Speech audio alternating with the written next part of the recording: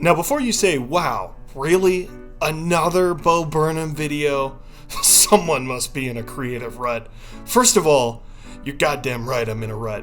Second, wow, really? Another Bo Burnham video? There's a reason I want to revisit this topic because A, the fanbase responses, while never the creator's fault, have been bizarre. B, some of the thoughts bleed into bigger picture content creator discussions that I'd like to get into. C, I know there's a select subset of people that will tune into this topic, which leads me to D, I made a Patreon, which by the way, this video is sponsored by my Patreon.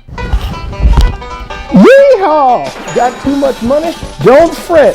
Come on down to patreon.com/HizzyHey. We're practically taking it away. Support may result in severe side effects, including a massive intellect, super cool guy energy, a warm fuzzy feeling, and more. Consult your doctor if Hizzy Hay is right for you. This ad is sponsored by the People's Republic of Procrastination. Anyway, inside. In general, I think fandoms can be pretty bizarre on the more extreme side of things. However, usually these are rare, even in the case of online, unless you're dealing with something like Star Wars. For the most part, the extremist examples are few and far in between. Like, my friend didn't have the most glowing review of Inside, and there were quite a few weirdos that were basically like, how dare you besmirch the greatness that this truly is? And he gave it a 4 out of 10. There were plenty of other half-star reviews that they could have attacked, but for the most part, I kind of see that as the crazy small amount of extremists. With that said, I don't think I'm out of pocket saying there is a weird self-righteousness that this special has brought out in people. Like, a third of the audience is worried for the creator they like, and the other third is clamoring, he meant to knock the water over.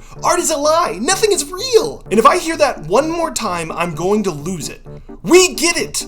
I saw that special too, but that was when Bo Burnham was 20. And to these people, it is unfathomable that someone's opinion and perspective on making something could have shifted. And again, just like I said in my video, I don't know him, so I won't make a definitive take on how authentic it is. But for people to claim, oh, it's all an act, I know Bo Burnham, as if it's fact, just feels absurd. And that's not even bringing up the elephant in the room that a lot of people, myself included, really resonated with elements of this project. So for all of it to have been completely fabricated and not coming from a place of understanding these issues just feels cheap and exploitative. I almost completely forgot to mention the weird obsession TikTok had with using every single Bo Burnham song. I know this is how the app works, that songs are just used for whatever is popular, but oh my god, did I not expect a Turning 30 montage to WandaVision. Born in Sokovia in 1989. I don't think anybody saw this coming. Secondly, and this is kind of a pointed finger at a lot of creators, but so many people included in their video about Bo Burnham the moments of them editing before getting started with their video, which I called. I knew people would see this unique style and say, I'll steal it!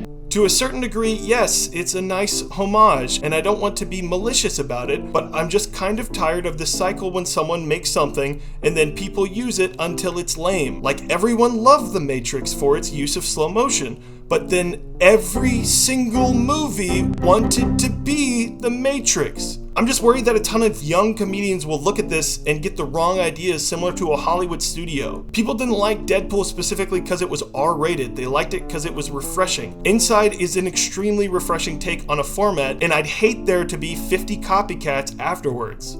Anyway, back to fans. Yes, you, the audience. I'm pointing the finger a little bit because while I do semi-understand this approach to watching videos, it annoys me a little bit. Every time someone has a video blow up and it's tied to a certain topic, then it drives more views, more watch time, more subscribers. Yay, validation! Until you realize a lot of people only wanted to hear you talk about the Bo Burnham thing, and now that you've switched to a different topic, the views aren't going to be nearly the same that they were before. Haha, fun! I say this as someone who half of my subscriber base is from a Princess Mononoke video, which was only meant to be covered for that month. This is just a complaint of creators getting stuck to a gimmick of, you're the movie hater guy, you analyze musicals, you stick to Let's Plays. And all of these buzzwords your content is tied to, whether it be video essays, explained, reaction, etc., are now the confines for how you must make things. This gives me massive respect for people who have cultivated an audience for just talking about anything. Bravo to y'all. I'm also saying this as someone who continually struggles to try to reach out to his subscriber base more frequently.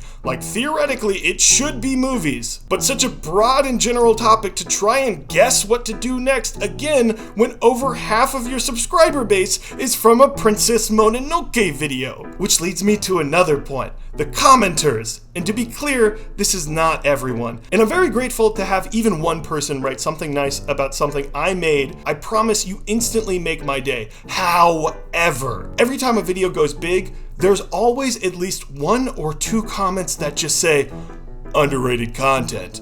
But, like, don't appear like they watch your other stuff, which is all well and good, and I'm not asking you to, but am I only underrated because you didn't expect good thing from a small creator? Even more so, a majority of comments that flood in are usually about the piece of media itself and not the video, which I know I'm probably seeming self-important, and I'm not asking for people to throw me their praises, although it would be nice. But I don't know if I like that essentially my Mononoke video is just this movie good message board, which is fine, but did the top comment have to be this? Like, really? Mononoke? Underrated? One of the best movies of all, like, everybody agrees in the anime community. I know this is completely tangential, but I feel like people throw those words around far too often, mostly because they are extremely subjective to whatever circle you surround yourself in. For instance, my partner, who is aware of my disdain for these words, said the other day, "Tangled is underrated," and I immediately chirped back, "It's certainly not. Frozen is largely thought of as overrated because its massive popularity." So the pendulum has swung to maybe Frozen being underrated. And she said, "Nah, but like underrated to kids." So now I have to go poll each and every child in the neighboring area what their thoughts on Tangled are to form a proper consensus of if this actually is underrated?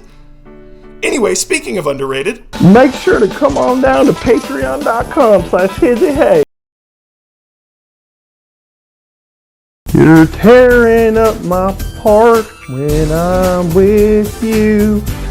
And when we are apart, girl, we are through.